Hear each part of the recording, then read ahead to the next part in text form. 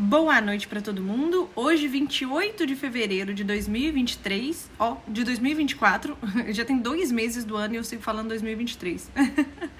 E vamos pro resumão do dia, né, minha gente? De antemão, eu peço para que, se gostem do conteúdo, deixem um like no vídeo. Para quem não é inscrito no canal, se inscreva. Para quem tá chegando agora, seja muito bem-vindo, porque falamos de mercados, minha gente.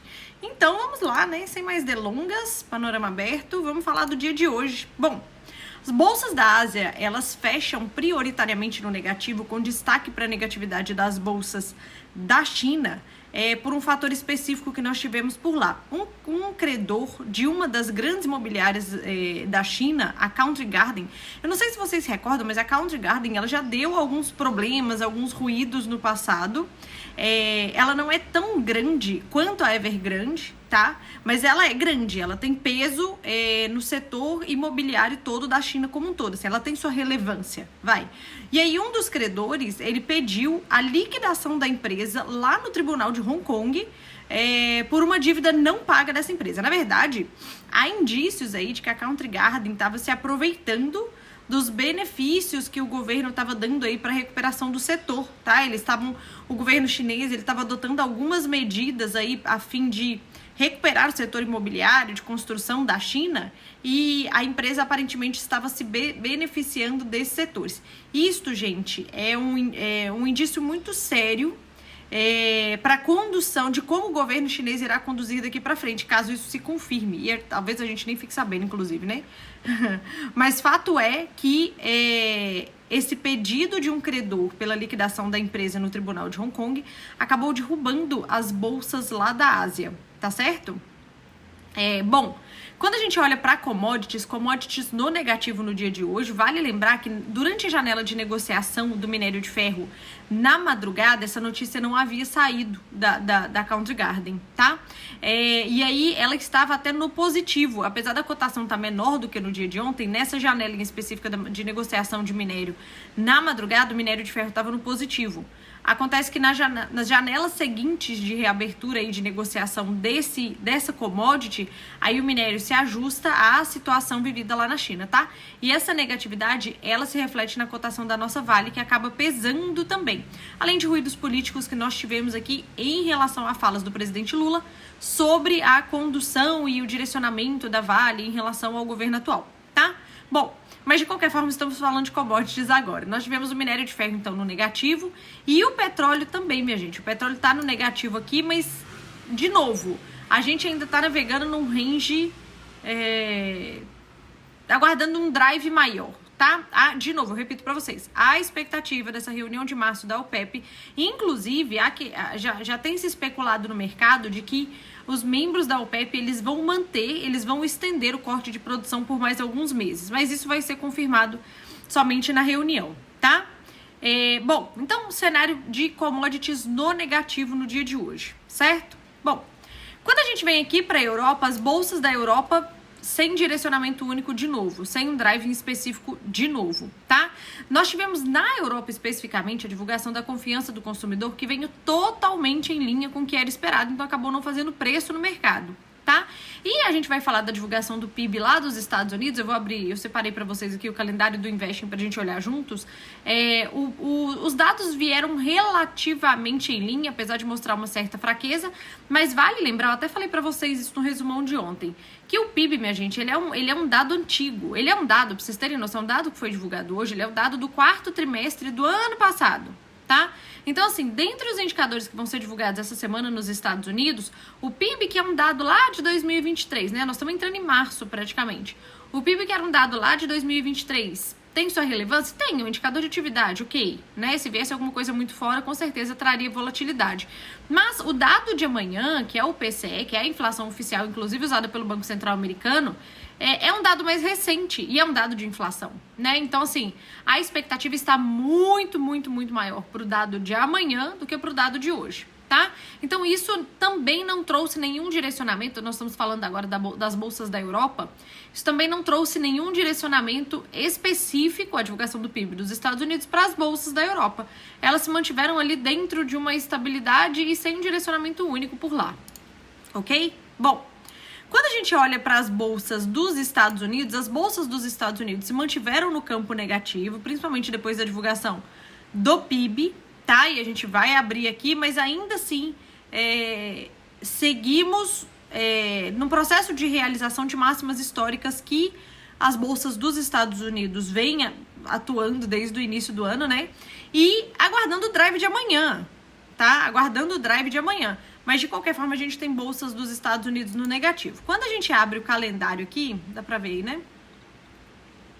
Quando a gente abre o calendário aqui e vem olhar os dados de PIB, bom, olhando para o PIB propriamente dito, ele veio 3,2, o mercado esperava 3,3, então veio um pouco menor do que o mercado esperava, mas nada muito fora, e lembrando que esse é o dado revisado, né? Contra o último dado aí calculado foi de 4,9, tá?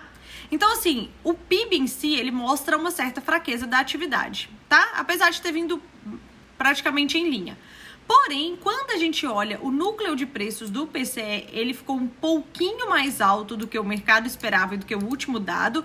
Vale lembrar que essa daqui é a inflação da parcela dos consumos das famílias de dentro do PIB dos Estados Unidos, tá? Esse daqui não é o PCE de amanhã. Todo mês eu falo isso aqui com vocês. Esse daqui não é o mesmo PCE de amanhã.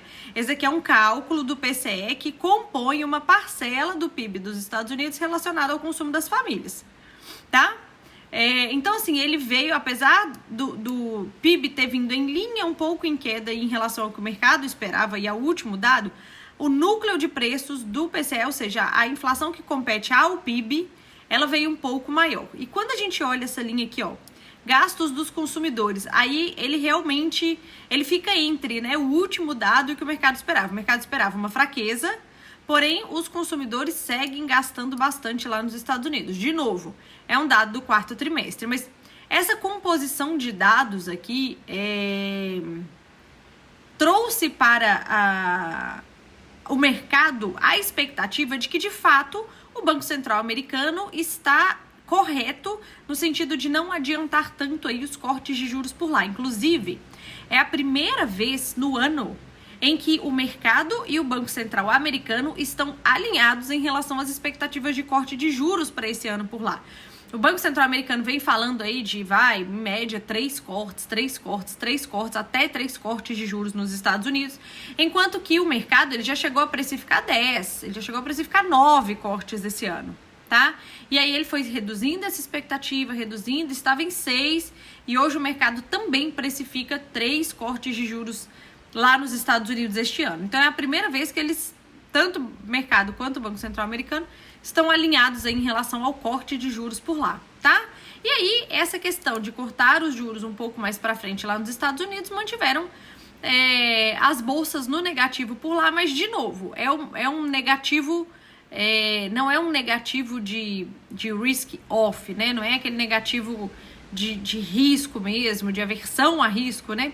É um negativo aí aguardando também o grande drive da semana, que é o dado de amanhã, que de novo é o indicador mais recente lá dos Estados Unidos. Tá bom? Bom, quando a gente olha aqui a nossa bolsa mais pesada no dia de hoje, ela devolve toda a alta de ontem, né? Eu tô olhando aqui, ela devolve toda a alta de ontem, e o nosso dólar positivo, bem mais positivo do que os seus pares emergentes e do que a cesta DXY, que tá praticamente no 0 a 0 dentro de uma estabilidade que, apesar de positivo, é bem pouco, né? O nosso dólar aqui que saltou aos olhos em relação a esses comparativos que a gente faz todo dia aqui. Vamos falar da bolsa primeiro. Bom, primeiro nós temos aí uma negatividade das bolsas dos Estados Unidos que acaba pesando na nossa daqui.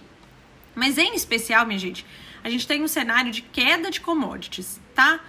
Um dia de queda de commodities é difícil, não é que não possa acontecer, mas é difícil ver a nossa bolsa no positivo, tá? Então nós tivemos Vale e outras empresas, outras mineradoras no negativo no dia de hoje, e empresas de petróleo também. E um destaque aqui para a Petrobras, que ela cai mais de 5%, tá? No dia de hoje, né? Ela superou 5%.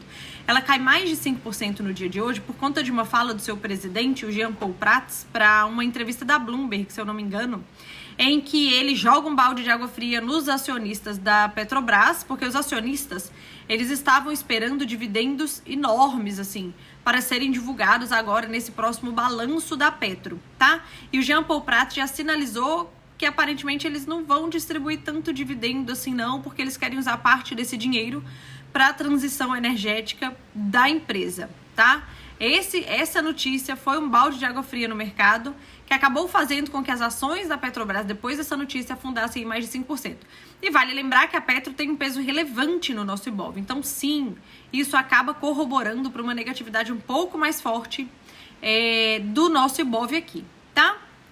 Além disso, falando de Brasil também, a China resolveu tirar a taxação de frangos, da compra de frangos aqui do Brasil, o que vai estimular mais a exportação de frangos para a China. Então, empresas como a BRF, elas acabam se beneficiando desse benefício, elas acabam se beneficiando disso, por isso que a gente vê uma alta de frigoríficos nos últimos dias aí da nossa bolsa, tá bom?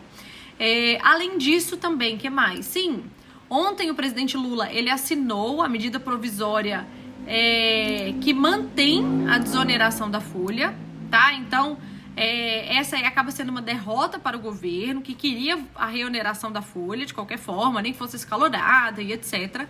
Mas no final das contas, então, o governo acaba desistindo da reoneração da folha, porém, da reoneração, porém, ele não desiste do PERSE, tá? Então, o presidente, ele assina a MP da desoneração, mas ele exclui a parte do PERSE. O que é o PERSE, gente? Era aquele projeto de recuperação de empresas de entretenimento e etc., que foi feito no Covid, no pós-Covid ali, né, no Brasil. E aí, esse programa, o ministro da Fazenda, eu já comentei isso aqui com vocês, o Fernando Haddad, ele vem a público e conta que ele acredita que tá tendo fraudes ali, lavagem de dinheiro, e que ele quer interromper aquele programa porque é uma arrecadação importante para o governo, tá? O Congresso se posicionou contra aí, principalmente, provavelmente, lobbies envolvidos nisso e etc. Mas, aparentemente, o executivo vai insistir nessa questão do PERSE e abriu mão aí dessa questão da MP da reoneração, ok? Bom, dito isso, tem mais alguma coisa de Brasília? Não. Então, assim, por fim, essa assinatura do Lula não fez preço no mercado, só tô comentando com vocês para nos manter atualizados sobre esse tema, tá? Aqui, o peso da nossa bolsa tá muito mais relacionado à negatividade das bolsas dos Estados Unidos, mais movimento negativo das commodities no dia de hoje, mais ruídos políticos envolvendo a Petro e também a Vale, tá? Hoje o Lula se posicionou aí, falando que a Vale tinha que estar alinhada às ideologias do governo, etc. Ele não usou essa palavra ideologia, mas enfim, foi alguma coisa nesse sentido, enfim. E vale lembrar que o governo está tentando fortemente emplacar aí um presidente na Vale que esteja alinhado aos interesses do governo. Esse assunto ainda não morreu. Aparentemente o governo desistiu do Guido Mantega, mas outros nomes já têm surgido no radar aí que são pró-governo para assumir a presidência da Vale, ok? Bom, por isso que nós tivemos então nossa bolsa hoje no negativo. Quando a gente olha para o dólar, minha gente, o dólar hoje ele distorce, ele devolve parte da queda de ontem, que eu comentei com vocês, né? E ele distorce de todos os seus pares, praticamente, comparativos, né? Assim, a única análise pertinente do momento em relação a isso é a antecipação da briga da Petax de amanhã, tá? Eu acho que eu já comentei isso daqui com vocês, mas sempre um dia antes dessa movimentação de briga da Petax, a gente costuma ter o nosso dólar um pouco mais intenso, né? Eu costumo, inclusive, me aproveitar um pouco dessas movimentações nas minhas operações, tá? Muito mais do que até no próprio dia da Petax, que eu também aproveito um pouco também.